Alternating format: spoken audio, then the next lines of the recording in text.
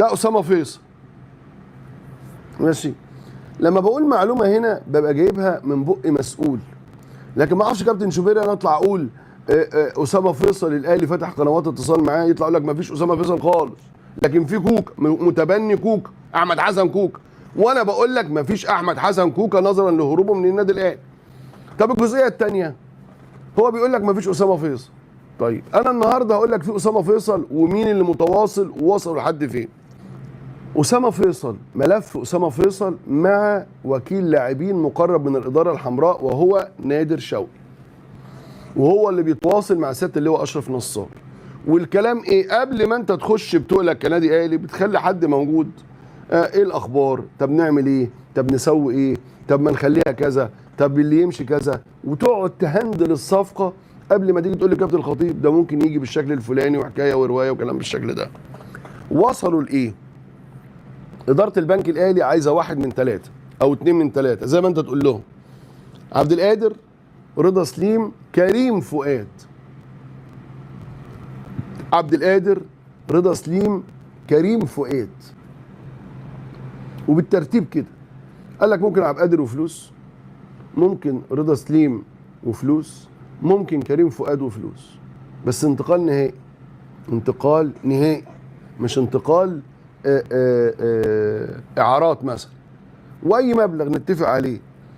طلب اللواء اشرف نصار التفاوض المباشر مع المسؤول الاهلاوي اللي عاوز يجي.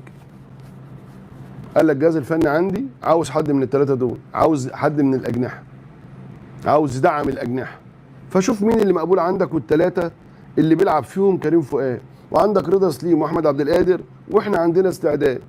وكان البنك الاهلي عرض على احمد عبد القادر 12 مليون جنيه في الموسم، ويقدر يوصلهم له ل 15.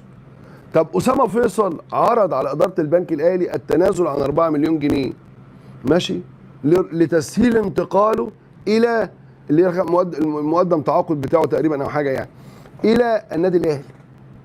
يعني له مستحقات، قال لك ما فيش، انا اقدر اتنازل 3 4 مليون جنيه ما فيش مشكله، لتسهيل انتقاله الى النادي الاهلي. طب المشكله فين؟ المشكله ان الاهلي حتى الان ما طلبش اسامه فيصل رسمي، وما قررش يجيب اسامه فيصل دلوقتي، لكن المفاوضات شغال والتواصل شغال، ونادر شوقي اكم من صفقه هو او احمد يحيى كانوا شغالين فيها مع قبل ما تيجي النادي الاهلي، وبيشتغلوا فيهم بقى بطريقتهم وبنظامهم وكلام من ده، ماشي. لان نادر شوقي راجل اهلاوي وراجل له مقعد في مقصوره النادي الاهلي، ومعروف انه مقرب من اداره النادي الاهلي. كانوا في يوم من الايام بيفكروا يجيبوه مدير تعاقدات، ماشي. فلا، في تفاوض وفي ترتيبات، لكن اللي ما حدش حصل معاه تفاوض هو احمد حسن كوكا. ليه؟ لانه هارب من النادي الاهلي، واداره النادي الاهلي لم ترغب في استفزاز جماهير النادي الاهلي وانها ترجع واحد هرب من النادي الاهلي عشان يحترف بره وطلع على البرتغال. قال لك اجيبه ليه؟ ما يلزمنيش في اي حاجه، ما يلزمنيش في اي حاجه، ماشي. فكل التركيز دلوقتي لو هجيب مهاجم هجيب اسامه فيصل، اللي شغال عليها نادر شوقي مع سياده اللواء اشرف نصار، ماشي. ده المطلوب منهم، رضا سليم او عبد القادر او كريم فؤاد، وفلوس. وقال لك نقعد نتكلم ونتفق وما عندناش اي مشكله خالص. ده اداره البنك الاهلي ان صفقه احمد ربيع خلاص، احمد ربيع رايح الزمالك، هيتم الاعلان عنها اليوم او بكره.